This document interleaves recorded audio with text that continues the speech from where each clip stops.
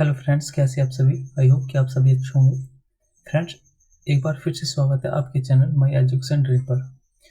Friends, जैसे कि आप जानते हैं हमारी सीरीज़ चल रही है जो सीसीएस यूनिवर्सिटी मेरठ का जो एमए एजुकेशन प्राइवेट का जो पेपर है, हम उनका डिस्कस कर रहे हैं कि जो फर्स्ट ईयर में डिस्क्रिप्टिव क्वेश्चन यानी कि सब्जेक्टिव क्वेश्चन पूछे जाते हैं, वो कौन कौन से क्वेश्चन होते हैं या फिर कहाँ कहाँ से क्वेश्चन आ रहे हैं। ठीक है, क्योंकि फ्रेंड्स क्या होता है, जो रेगुलर स्टूडेंट होते हैं उनको कहीं ना कहीं गाइडेंस काफ़ी अच्छी मिल जाती है, लेकिन जो स्टूडेंट्स प्राइवेट मोड में एमए करते हैं उनको रिसोर्स के जो क्वांटिटी कम होती है। ठीक है फ्रेंड्स, तो उसी चीज़ को ध्यान में रखते हुए हमने ये सीरीज स्टार्ट की है।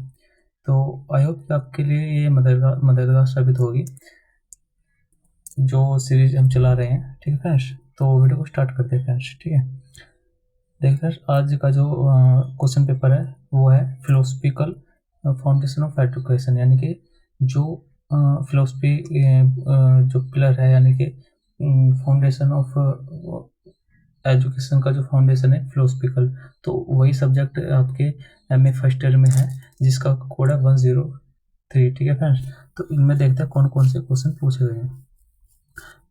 फर्स्ट क्वेश्चन है फिलोसफी की परिभाषा दीजिए। देखिए, फर्स्ट क्वेश्चन आपसे यही, मतलब ये क्वेश्चन आपको हमेशा इस बार क्या मतलब ये 2023 का क्वेश्चन पेपर है, तो आपको हर ईयर में ये क्वेश्चन जरूर ही मिलेगा। ठीक है, तो ये पहला क्वेश्चन है, फिलोसफी की परिभाषा दीजिए। फिलोसफी एवं दर्शन, यानी कि जो दर्शन को ही फिलोसफी बोलते हैं हिंदी में। तो इसका जो मतलब फिलोसफी और दर्शन के बीच में मतलब एक माइनर डिफरेंस होता है, तो उसके अंतर के बारे में पूछ रहा है और उनके मूल घटकों की परिगणना, यानी कि कुल मिलाकर ये है कि जो फिलोसफी है और दर्शन है इसके बारे में लिखना है आपको, और इनके बीच जो फिलोसफी और एजुकेशन है इसके बीच में जो रिलेशनशिप है उसको आपको डिफाइन करना है डेप्थ में। ठीक है फ्रेंड्स, पहला क्वेश्चन हो गया।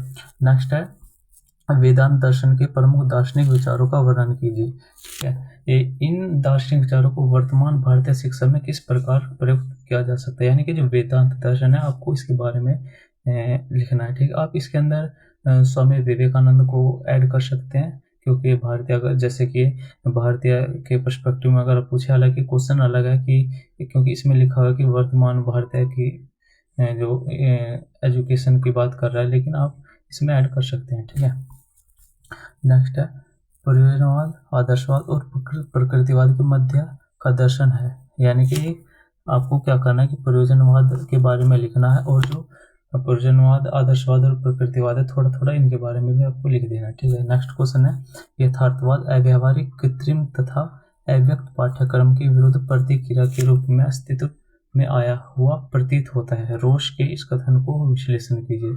देखिए, जो ये क्वेश्चन होते हैं, एग्जामिनर का एक मतलब साइकोलॉजिकल गेम खेलते हैं कि बच्चों को मतलब फंसाएं क्वेश्चन में। ठीक है, तो आपको उस चीज़ों में नहीं उलझना है, क्योंकि देखो एग्जामिनर का काम ये होता है कि जो बच्चे होते हैं, स्टूडेंट्स होते हैं, जो सिंपल सी बात है, मास्टर लेवल में जो एग्जामिनेशन होता है, कोई आप बच्चे तो है नहीं कि एग्जैक्ट वही जो लिखेंगे, मतलब रटने वाली प्रोसेस तो होता नहीं है।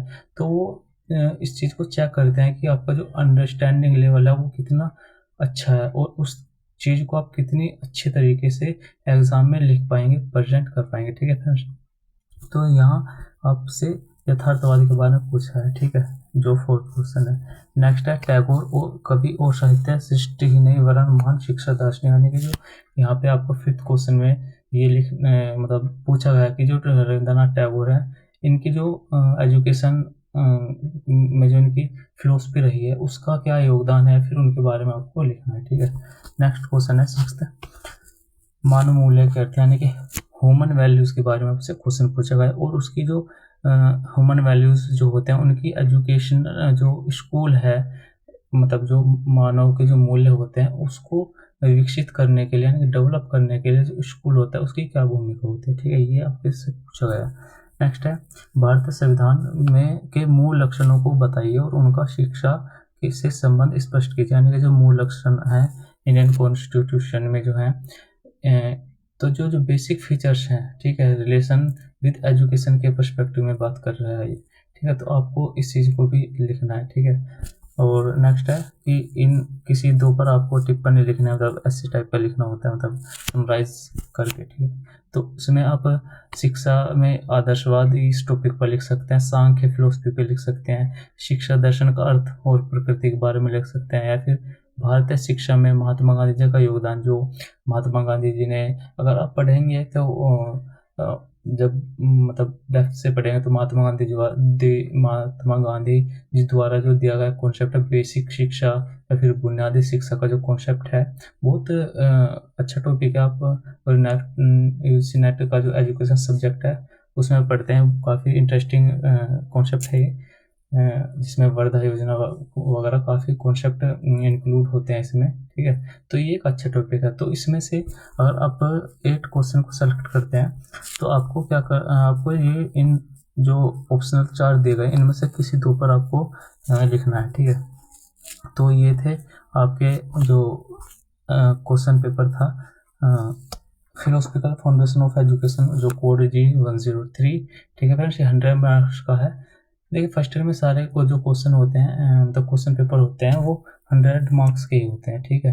क्योंकि वाइवा नहीं होता आपका फर्स्ट में, सेकेंड ईयर में आपका वाइवा होता। किसी एक नई वीडियो पर डिस्कस कर इस टॉपिक पर किसी नई वीडियो में डिस्कस करेंगे कि फर्स्ट ईयर में कितने मार्क्स होते हैं और आपका जो परसेंटेज कैसे काउंट होती है, या फिर वाइवा कितने मार्क्स का होता है। उन सभी चीज़ों को किसी एक नई वीडियो में डिस्कस करेंगे। अगर आपको ये टॉपिक पर वीडियो चाहिए तो प्लीज़ कमेंट में लिख देना, तो हम आपको वीडियो प्रोवाइड करा देंगे, ठीक है फ्रेंड्स। तो आई होप कि आपको वीडियो पसंद आई होगी और आपको ये वीडियो का जो क्वेश्चन पेपर हमने वीडियो के माध्यम से आपको क्वेश्चन पेपर जो प्रोवाइड किया है वो आपके लिए मददगार साबित होगा, ठीक है। तो मिलते हैं किसी नई वीडियो के साथ फ्रेंड्स, तब तक के लिए गुड बाय, टेक केयर।